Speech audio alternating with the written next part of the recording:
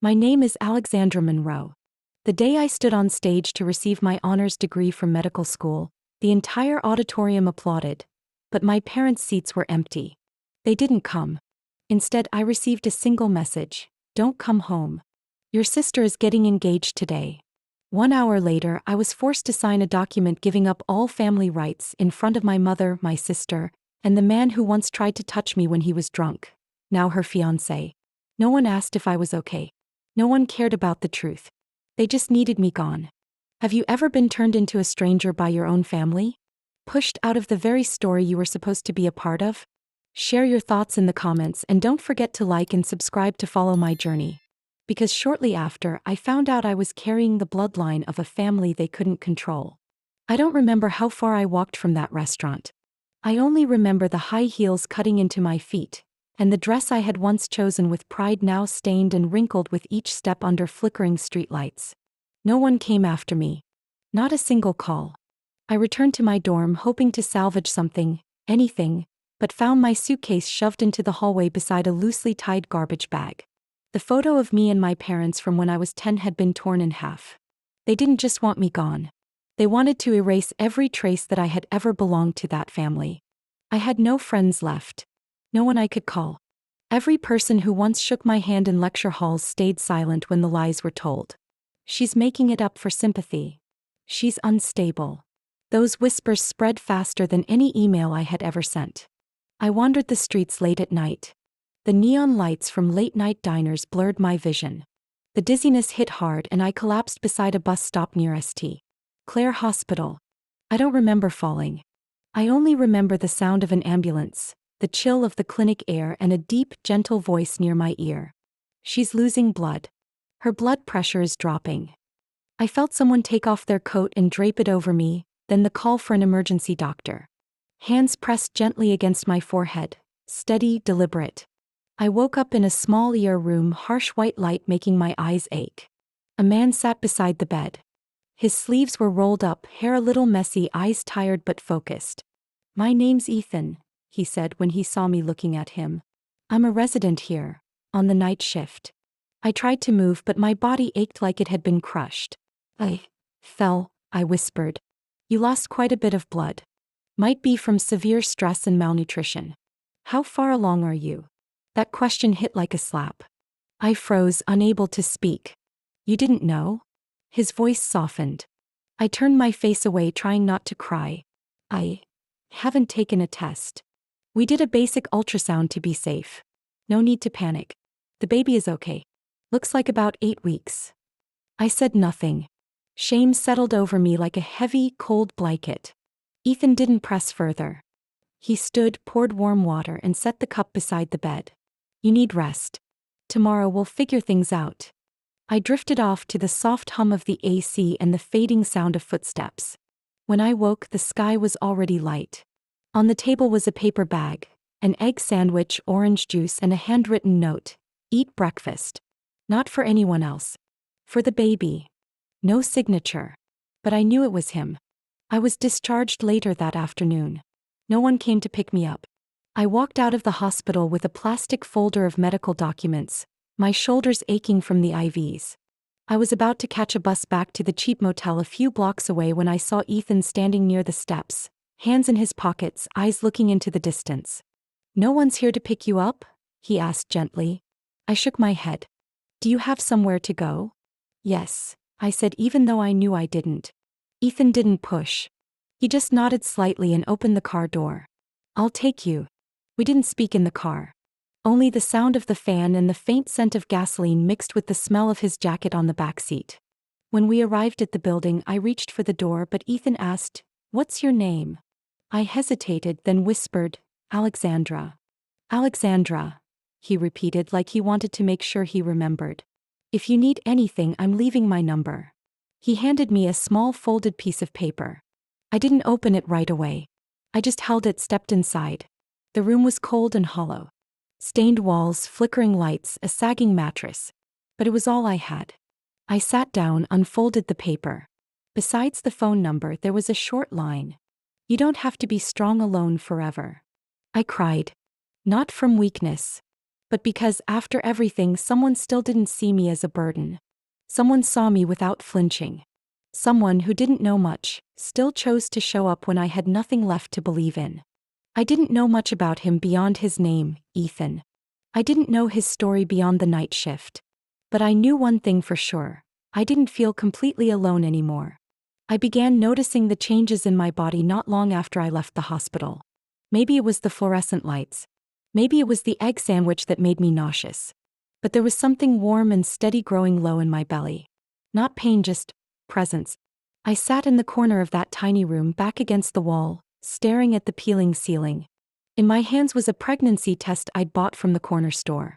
That night I must have circled the block 10 times, breath caught in my chest. But eventually I came back. Walked into that damp little bathroom. And faced what I could no longer avoid. 2 lines. Bold. Unmistakable. I left the test on the sink and walked out like a ghost. My head spinning, not from shock because somewhere deep down I already knew. I just hadn't wanted to admit it. I was pregnant. With Ethan's child. We had shared one night after the end of term party. I thought it was the alcohol, the pressure, a moment of weakness. Neither of us was naive. There were no promises. No morning after check-ins. I left before he woke up, scribbled a thank you note on a kitchen napkin. He never texted. I never reached out. I figured if no one said anything it would just disappear. But now something real was growing inside me. Something that didn't need permission or approval. I couldn't bring myself to call Ethan. Even though I had his number. Even though I'd typed out a message at least 100 times. I always deleted it. I told myself if he really wanted to know he would ask. If it mattered to him he would find me. I spent the last of my savings to rent a smaller unit on the lower floor. Cramped, but at least I could lock the door. At least mice couldn't reach the bread on the counter. The day I moved in it rained lightly and water leaked through the tin roof, soaking the bed. I sat hugging my knees until late, stomach churning, head spinning, but I had nothing left to throw up. The next morning I opened the door to a faint sound outside. Sitting there was a brown paper bag. Inside an egg sandwich, fruit juice, a small milk carton and a bottle of prenatal vitamins. No note or name. I looked around the hallway. Completely empty. Just the steady hum of a fan from the apartment next door. I didn't tell anyone. But something strange began to stir in me, as if even without saying a word, someone out there was quietly listening. The following week, when I came down with a mild fever and was too weak to buy food, a bag of hot chicken porridge appeared at my door. Along with it was a notebook. Basic medicine for prenatal care, soft cover, worn but carefully kept. One page was dog-eared, and when I opened it, a red underline marked the sentence. The mother's emotional stability is the first factor in healthy fetal development. I sat there for a long time, turning the page over and over in my hands, holding back tears. I didn't need a name. I didn't need to ask who left it. I knew. Ethan. Even though he never knocked. Even though he never asked questions. Somehow he knew what I needed and never forced me to speak. That quiet rhythm continued for nearly 2 months. Just enough food, always on time. Books wrapped in plastic to keep them dry. One day, I received a free prenatal care voucher to a private clinic. One I knew was part of a pilot program supported by St. Clair Hospital for low-income expectant mothers. I had interned there. I knew who was in charge. I kept everything I received in a small wooden box by my bed. Every time I opened it, it felt like touching a promise left unspoken. Not love. Not a commitment. Something deeper. Presence. The choice to stay. Even though I never called him. Even though I never said I was carrying his child. Maybe he knew. Maybe he didn't. But he chose not to abandon me like everyone else. And in the coldest nights, that was the only thing that kept me standing. I began writing again. Pregnancy notes, how my body felt each day, and even the dreams I had during midday naps. I taped them to the wall with old masking tape, creating a quiet little timeline of a journey I never imagined I'd face alone. As my belly started to show, I could no longer hide it. Loose coats, scarves wrapped around my waist, and careful posture couldn't disguise what my body was gently announcing each day. A life was growing inside me. Every heartbeat, every tiny movement stopped me in my tracks with emotion. I spent most of my time at the old public library 5 blocks from my apartment. The Wi-Fi barely worked, but there was enough light and silence. There, I read everything I could about preeclampsia, prenatal malnutrition, and especially complications in pregnancies among women without early access to health care. Women who had once sat beside me in free clinics, eyes sunken, hands trembling more from hunger than cold. The idea didn't strike like lightning. Came slowly like a seed. A simple system, low cost, easy to implement, no expensive equipment, allowing local clinics to detect pregnancy complications through early biological signs, before the mother even knew something was wrong. I remembered Ethan once saying during a night shift, half asleep but eyes still alert, "Medicine isn't enough if it only lives inside buildings with reception desks. It has to show up where people have nothing left." I wrote the proposal over 3 straight nights, one hand on my belly, the other revising statistics. I didn't dare sign my real name. I used a new name, a name that felt both distant and strangely honest to the person I was becoming. Dear Claire Whitman. Claire was my grandmother's name, the only woman who ever quietly left a cup of tea by my door after my mother yelled at me. Whitman was the last name of a poet I read as a child, who wrote about freedom and finding your voice in a world that doesn't listen. I submitted it in silence. No expectations. I didn't tell anyone. And just like every strange miracle that had happened to me in recent months, the proposal was accepted. A small charity in southern Arizona agreed to fund the initial pilot. With one condition: I would need to present the project in person before a review panel of 3 experts at the organization's Phoenix branch. I barely slept for 3 days preparing. It was the first time I stepped out of the shadows to speak about something I believed truly mattered. I bought a simple light gray maternity dress, flat shoes, and tied my hair back. I didn't look like a scientist, but I hoped my voice would be clear enough for people to hear what mattered more than appearances. The meeting room was simple, with soft lighting and a ready projector. As I walked in, the first person I saw was Ethan. He sat at the panel table, light blue shirt, dark striped tie, that familiar calm posture.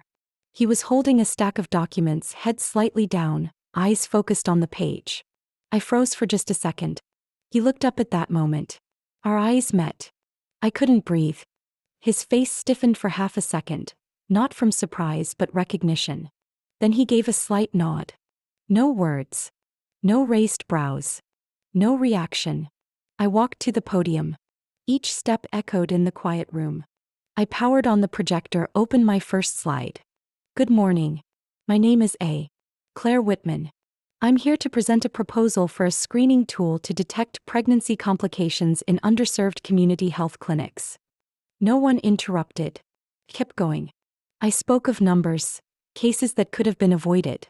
I told stories of mothers I'd sat beside, women without ID, without insurance, unable to read lab results, too afraid to ask questions twice for fear of being judged. I outlined the screening tool, how it could work using urine samples and basic biological markers with no lab required. I described how the program could be scaled through local nurse training sessions. I spoke from the heart, without pausing, without repeating myself, without trembling. When I finished, the room was silent. A gray-haired woman in the middle of the panel gave a gentle smile and nodded. You know what you're doing. And you know who you're doing it for. The man to the right asked a few questions about cost and accuracy. I answered clearly. Then it was Ethan's turn. He looked at me for a long moment, as if deciding whether I would reveal my real name. But he only asked softly, "Why did you choose the name Claire?" I met his gaze. Didn't look away. Because I wanted to keep a part of me that no one could take, I answered slowly. Ethan didn't nod. Didn't smile. He simply set down his pen and said one sentence. That's enough. I have no further questions. I left the room in silence, hand resting lightly on my belly, where I felt the slightest flutter, like a reply. Not everyone noticed. But he had. And he didn't say a word. No accusations. No questions. Just silence, like always. And in that silence, once again, he gave me what I needed most: the right to decide when and how to tell my story. I was folding laundry in the fading afternoon light, belly already heavy, when I heard a knock. Not hurried. Not hesitant. Just 3 slow, even taps, like someone outside didn't expect to be invited in, only wanted me to know they were there. I opened the door. She stood there, my mother, in a pale gray cashmere coat she only wore to important meetings. Her hair was neatly styled, lipstick dark red. Beside her stood a man in a black suit holding a leather briefcase. Both stood upright, faces expressionless, as if this were a business meeting, not a visit to the daughter they had raised for over 20 years. I didn't invite them in. They didn't wait either. My mother stepped forward decisively, her voice neither loud nor soft, yet clearly intentional. We need to talk. This can't go on any longer. I leaned against the doorframe, my hands resting on my belly. About what? The lawyer opened his briefcase, took out a stack of papers and placed it on the wooden chair near the wall. He didn't introduce himself, didn't greet me. This is the agreement, my mother said, her eyes never leaving mine. $2 million transferred within 10 days. The condition is you sign here, relinquishing all rights to the child. The Prescott family will take custody. You'll receive assistance to relocate elsewhere. No press. No lawsuits. No return. Not one word of concern. Not a single sentence beginning with, "Are you okay?" I looked at the document. The paper was heavy, ink clear, filled with detailed clauses. Legal guardianship transfer was printed boldly at the very top. I gave a faint smile, almost as a reflex. How do you know I'm pregnant? My mother smirked slightly, brushing her wrist lightly as if flicking away an invisible speck of dust. News travels fast, especially when it involves a prominent family. And someone at the hospital spoke. I nodded gently. And you think $2 million is enough for me to abandon my child? You don't understand, she said, irritation creeping into her voice. This is for the best. You have no resources, no reputation, no foundation. A child can't grow up in a room without even air conditioning. I walked inside without inviting them to follow. I picked up a pen from the table, stepped toward the chair where the contract lay neatly. I bent down, picked it up. My mother's gaze followed each of my movements. Perhaps she thought I'd sign. Perhaps she thought I was desperate. I tore the document in half. Then into quarters. Then into eighths. The stiff paper fragments scattered onto the old tiled floor, sounding like crumbling dust.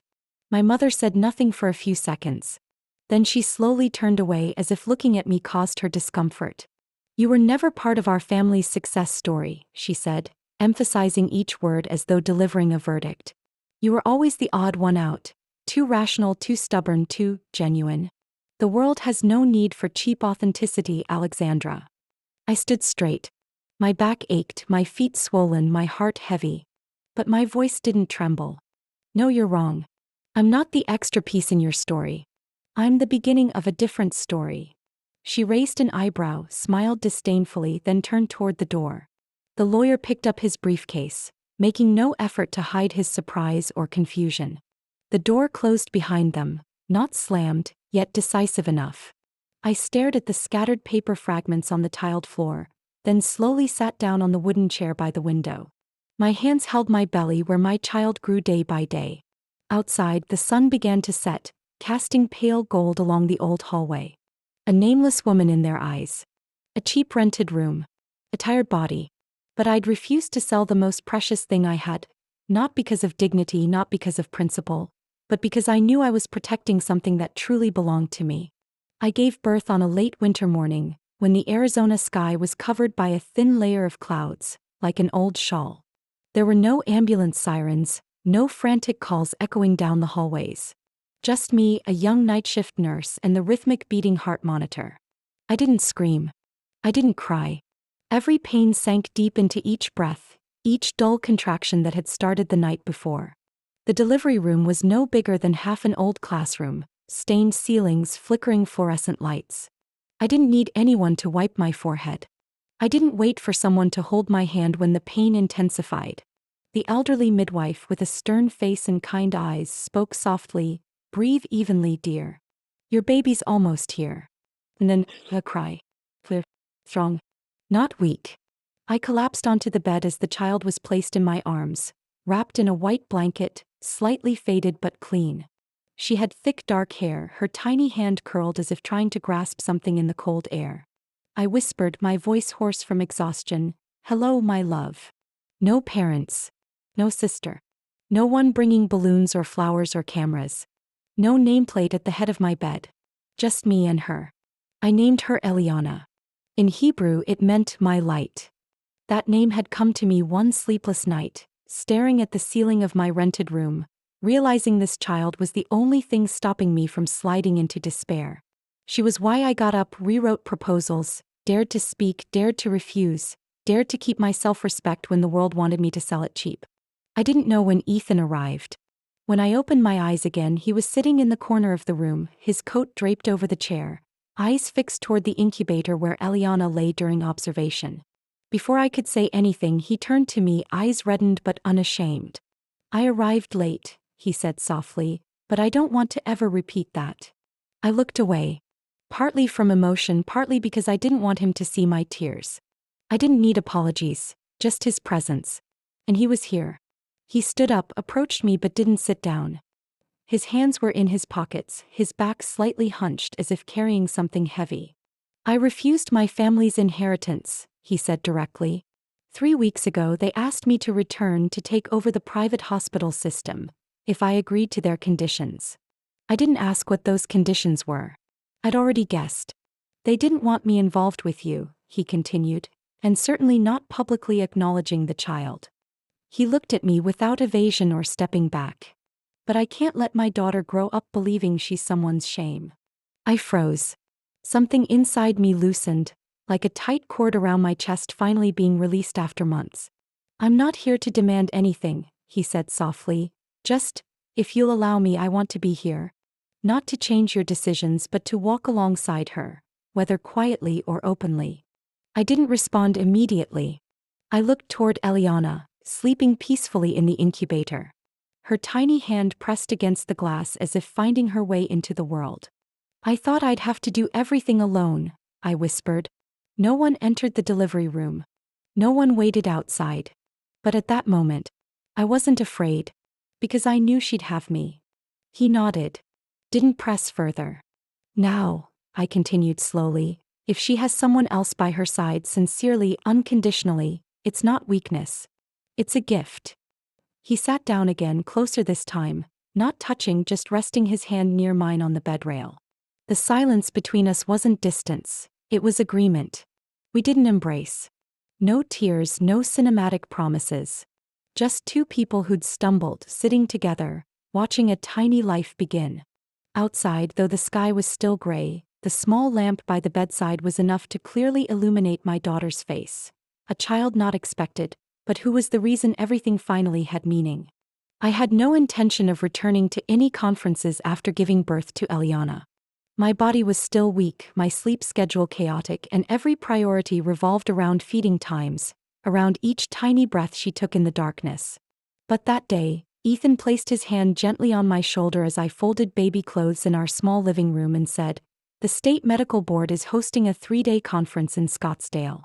There's a session on early detection of pregnancy complications.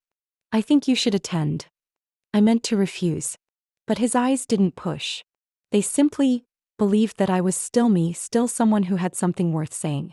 I left Eliana with the nurse next door whom Ethan had arranged. A woman in her 50s, quiet but always making tea for me in the afternoons. I walked into the auditorium of the conference center with the invitation Ethan printed for me, my name fully spelled out like in my old records, Alexandra Monroe. No one recognized me. No one stopped to say hello. I was just a stranger in the back row. The presentation began. The speaker was introduced as a representative of a new research organization, and I nearly stopped breathing when the name was announced. Madison Monroe. My sister. She stepped onto the stage in a dark blue suit, hair neatly styled behind her head, eyes sharp as blades. The first slide appeared, and within seconds I recognized every chart, every paragraph, every quote. It was mine, from the proposal under the name Claire Whitman. It even included the opening sentence I had rewritten 4 times. "Solutions must begin where mothers have no other choices." She used my exact words, speaking steadily, looking straight ahead as if all she said was the result of her own work. The audience nodded, took notes, whispered praise. I couldn't sit still. Leaving the auditorium, I nearly collided with Ethan. He had been waiting outside. His eyes told me clearly that he had seen everything. "Her name wasn't on the original list," he said, pulling out his phone. "Someone altered the program just 1 week ago." I didn't need to hear more. But Ethan handed me something. A screenshot of an email from a former professor who supervised my project as a student. Attached was the original proposal, including submission timestamps, storage records, and my signature clearer than memory itself. He said Madison came to him privately, claiming she wanted to help her sister finalize an old proposal. He never imagined she'd register the copyright under her own name. I didn't get angry. Instead, a strange calm settled into every muscle. A cold from within that didn't make me shiver, just made me alert. That evening, after Ethan put Eliana to bed, I opened my laptop. I accessed the National Intellectual Property Portal and filed a copyright infringement complaint. No press announcements. No social media. I simply attached enough evidence. The original registration in my name, confirmation emails, the initial proposal, and testimony from my advisor. I didn't expect anything beyond a procedural response. But 2 days later, I received an email from the conference organizers.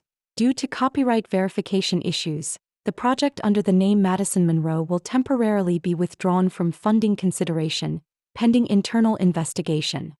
The news spread quickly. Not because of me, but because the Monroe name was always valuable when attached to scandal. The next day, I received a call from an unknown number. I answered. Madison's voice came through, colder and sharper than the fluorescent lights in the delivery room days earlier. "What the hell did you do?" I didn't reply. The voice on the other end continued, irritated. "Everything was going smoothly. Couldn't you just leave me alone? Do you really think that outdated proposal would mean anything without Madison Monroe's name?" I laughed softly. "If it means nothing, then why did you steal it?" Silence. I spoke softly. "You can have the boardroom, the slide decks, even the press waiting for headlines. But the one thing you don't have is the experience to understand what it really means. You think anyone will believe you? A girl who gave birth in a community clinic, no home, no background, no support." I glanced at Eliana sleeping in her crib, her breathing gentle like soothing music in a storm. "You're right. I don't have any of those things," I whispered. "But I have the truth. And truth is always enough, when you have nothing left to lose." I hung up. No shaking. No bitterness. Just clarity, like morning light filtering through a small window. I didn't need applause, didn't need recognition. Just the strength to stand firmly in what I knew was right. The next day, the Intellectual Property Committee sent an official notice. The proposal under the name Claire Whitman was confirmed as the original intellectual property of Alexandra Monroe. All funding requests, awards, and commercial rights related to the project must revert back to me. I didn't celebrate. I printed the email, folded it carefully into quarters, and placed it beneath my daughter's pillow. We didn't need anyone else's validation. We only needed each other. And now I had reclaimed the one thing no one had the right to take. My name. My work. I arrived at the federal courthouse on an early spring morning, the air still carrying a lingering chill of winter. Ethan held my hand as we waited at the security checkpoint, saying nothing, but his eyes following my every step as though ready to shield me from any gust of wind. In my bag were the final copies of the research proposal, the confirmation letter from the Copyright Board, and 2 photos of Eliana, a child my family still saw as an inconvenience rather than a miracle. On the other side of the courtroom, Madison sat with 2 lawyers and a PR representative. Her hair was perfectly styled, makeup carefully applied, but her aura no longer held the confidence that once convinced others she was a role model. Beside her, my mother, thinner, face tense, yet maintaining a proud posture as if everything remained under control. My father stared down at the floor, hands clenched, not speaking a word. When the judge entered, I rose with everyone else. She was a middle-aged woman with neatly tied salt and pepper hair, a slender build, her voice calm and clear. She glanced through the documents before her, then looked at me. "Monroe, do you have anything to say before we proceed?" I stood tall, my hands trembling slightly but my voice steady. "I'm not here seeking fame or money. I'm here to regain control over what I've built, through my intelligence, sweat, and even my own blood. I do not want my family using my name, my work, or images of my child for their own benefit anymore." My lawyer submitted additional evidence. Original manuscripts, audio recordings leaked from a private meeting where Madison called me an inconvenient surrogate, and bank records showing funding transfers to shell companies under my mother's name, where they used the Eliana project as a media initiative. The other side began to panic. Madison's lawyer asked for a recess to renegotiate terms. I just stared straight ahead, shaking my head. I wasn't here to negotiate. After 2 hours of testimony, the judge spoke decisively. The court recognizes Alexandra Monroe as the sole legal author and rightful owner of the project titled Eliana Diagnostic, including all research data and associated commercial applications. All entities, individuals, including defendant Madison Monroe, are prohibited from using, duplicating, or claiming ownership of this project or any related derivatives. Additionally, all images, statements, or media related to Eliana or the plaintiff's child must be removed within 7 days. There was no applause. But I clearly heard Ethan's quiet sigh of relief beside me. I didn't file for damages. Didn't ask for public apologies. I simply wanted my name back and peace for my daughter, the kind of peace my family had never understood the value of. As I left the courthouse, reporters were already waiting outside, microphones thrust toward me, cameras clicking continuously. One shouted loudly, "Monroe, why didn't you accept the millions in compensation? Don't you regret it?" I paused briefly, looking directly into the camera. Reputation can be bought. Self-respect cannot. Then I turned away. The shoes I wore weren't high heels. They were the flat shoes I wore every day, pushing Eliana's stroller through the small park near our home. That day, I returned directly to the small shared office space in an old building near the community healthcare area. The room contained one wooden table, 2 worn swivel chairs, and on the wall was a whiteboard where I'd scrawled the name of the soon-to-be-established center, Eliana Care. I didn't choose this name because it sounded nice. I chose it because it was true. Everything I was doing, the free prenatal classes for single mothers, the group therapy sessions, and the rapid testing program I'd piloted at 3 local clinics, was built from the love I had for my daughter, from the idea that every mother, regardless of circumstance, deserves to be seen, heard, and protected. I didn't accept interviews. Didn't appear on talk shows. The media gave me a nickname, the Nameless Mother, the woman who awakened a medical industry that had fallen asleep amid dry scientific papers. I smiled faintly when reading it. Not from pride, but because, finally, I was called something unconnected to my family without conditions attached.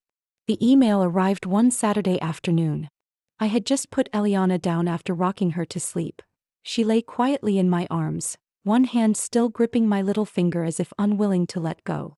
The soft scent of milk and baby powder filled the room. I placed her gently into the crib, tucked the blanket, and then reached for my phone to check my schedule for the next day. In my inbox, there was an email without a subject line. The sender's address was my father's. I hadn't seen that name in almost a year. No calls, no messages. It wasn't unusual. The silence between my family and me had always stretched as if it never needed a reason. I opened the email. Only a single line. "The family has nothing left. If you have a heart, come home." No greeting. No punctuation. No explanation. I read it repeatedly. Even though I knew better, I still checked to see if part of the content was hidden by an error. But no. Just that. As if I were a door they once slammed shut and, in panic, now returned searching for a key, not out of remembrance but because there was no other way left. I didn't delete it. I didn't reply either. I quietly flagged it, placed the phone back on the table. No pain. No surprise. Just an inner stillness like lukewarm tea. Ethan came home then, carrying a bag of fresh vegetables from the nearby farmer's market. He looked at me, asking softly, "Something wrong?" I shook my head. "Just an email from someone in the past." He didn't ask further. He placed the groceries in the kitchen, took out 2 sweet potatoes to wash. We were always like that. No interrogation, no explanations, simply existing together in the simplest way possible. That evening, when I put Eliana into her crib again, I took my small laptop and opened the private folder titled, "Keep to Remember." Inside were the earliest drafts of my proposal, ultrasound pictures of her, thank you notes from patients, and now, that email. One emotionless line. I didn't keep it out of resentment. I kept it to remind myself never to return to a place that had once made me doubt my worth. Not to go back to those who had treated me as a burden, as an embarrassing mistake needing to be hidden. I didn't need their acknowledgement. I just needed not to hurt myself again by waiting for something that would never come. A few days later, I stumbled across a brief article on a local news site. My mother's media company had declared bankruptcy. Assets were being liquidated to pay tax debts and compensation owed to investors deceived by the use of uncertified medical data. They didn't mention my name. They didn't dare. I felt no triumph. But I did feel peace. Because for the first time in my life I realized, not everything broken needs fixing. Some things are meant to end, allowing people to learn to start something new, with their own hands. That day, after shutting the laptop, I opened the balcony door. The Phoenix night sky was quiet. A gentle breeze passed through the plants I'd grown from seeds. Eliana slept soundly, occasionally making small sounds like a kitten. Ethan was reading in the living room, legs crossed lightly on the chair. I looked up at the sky, not searching for a lucky star. Only confirming I was here. Not waiting for anyone. Not forcing anything. Just myself, a child, quiet love, and a life that had been rebuilt from silence. That morning, Eliana held my hand tighter than usual.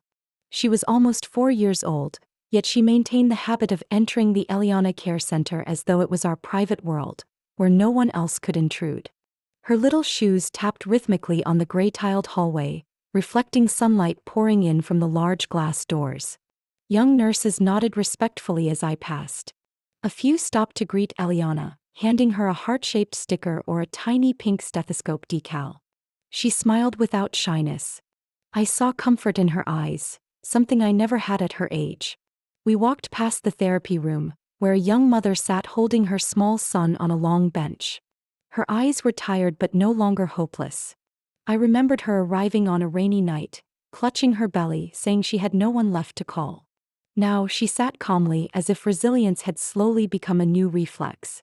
Eliana pointed to the large nameplate at the front entrance, where bold letters read, "Eliana Care, where new beginnings are never out of reach."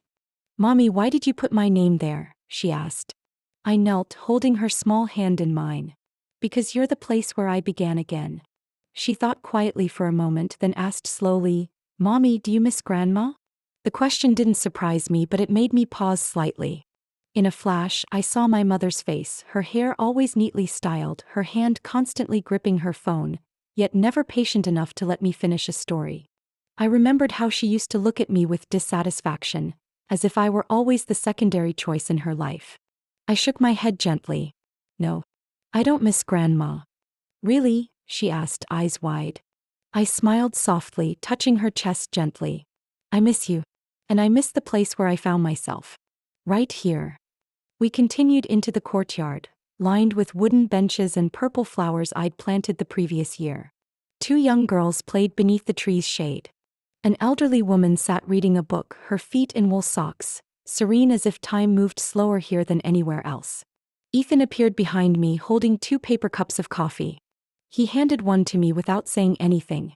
We sat together on the old bench, watching Eliana run happily around the small fountain, her white shoes now slightly muddy but her eyes filled with sunshine. "Someone mentioned you in the State Medical Association's internal newsletter," Ethan said evenly. "They called you one of the 5 most quietly influential women this year." I let out a soft laugh. Quietly influential. Sounds like someone is trying not to mention my name publicly. He shrugged. "Maybe. But who cares?" I shook my head slightly. "I don't need them to remember me. They can forget me 100 times over.